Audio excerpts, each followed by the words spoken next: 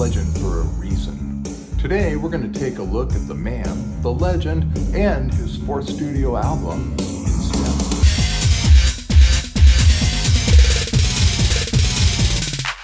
I don't care if you're into blues or rock and roll, everyone's heard of Stevie Ray Vaughan. The guy sold over 15 million records in the United States alone. So let's take a quick look at the man and the legend. Stevie Ray Vaughan began playing the guitar at the age of 7, inspired by his big brother Jimmy. You know, Jimmy Vaughan of the Fabulous Thunderbirds and all-around blues legend. In 1972, Stevie Ray Vaughan dropped out of high school to follow his musical dream. In 1978, he formed his band, Double Trouble. Double Trouble became pretty big in the Texas blues scene. And in 1982, Stevie Ray Vaughan played at the Montreux Jazz Festival, where he was seen by David Bowie. Bowie was so impressed that he asked Stevie Ray Vaughan to play guitar on his album, Let's Dance. But like I've said in the past, creative people seem to all have demons. Stevie Ray Vaughan's demons were cocaine and alcohol. In 1989, Stevie Ray Vaughan completed rehab and while sober, put this album together. The album, In Step, reached number 33 on the Billboard Top 200. The single, Crossfire, was his only #1 hit ever. Sadly, in 1999, Stevie was killed in a terrible helicopter crash, the result of pilot error. Just like Jim Morrison, Randy Rhoads, Jimi Hendrix, Janis Joplin. These senseless deaths always make you wonder, what if? What if they had survived? What would they be doing now? Okay, time to look at the album, but first, let me say that it goes without saying that every single song on this album has a blistering guitar solo. Now having said that, let's look at each track. Side 1 immediately gets you up and moving with the song The House Is A-Rockin'. This song makes you feel like you're at a frat party just having a great time.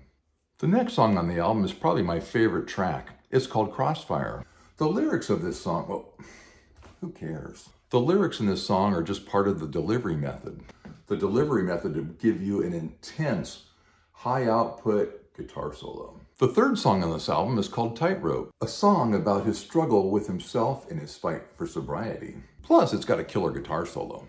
The next song, Let Me Love You Baby, was written by the blues great Willie Dixon. It was first released and recorded by Buddy Guy back in 1961. This album takes that old song and puts a whole new spin on it. The fifth song on this side of the album is called Leave My Girl Alone. This song was originally recorded and released by Buddy Guy back in 1965. And this side of the album finishes with a song called Travis Walk. It's an instrumental.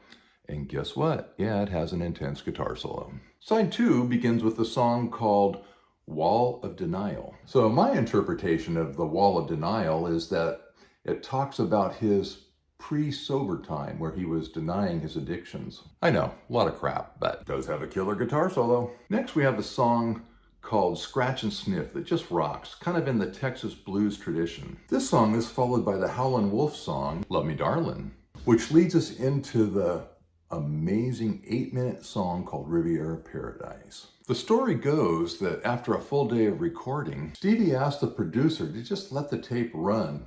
Everybody left, they turned down the lights, and he recorded this song all by himself. No one else in the studio, just him, his guitar, and the dark lights. It's an amazing song and an interesting way to finish off a high-energy album. It's very slow and bluesy, but an awesome song. So my take on this album?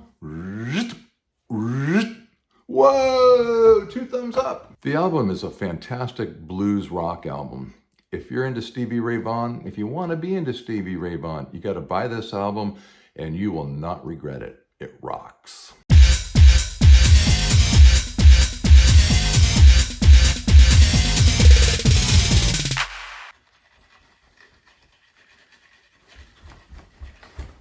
Whoa.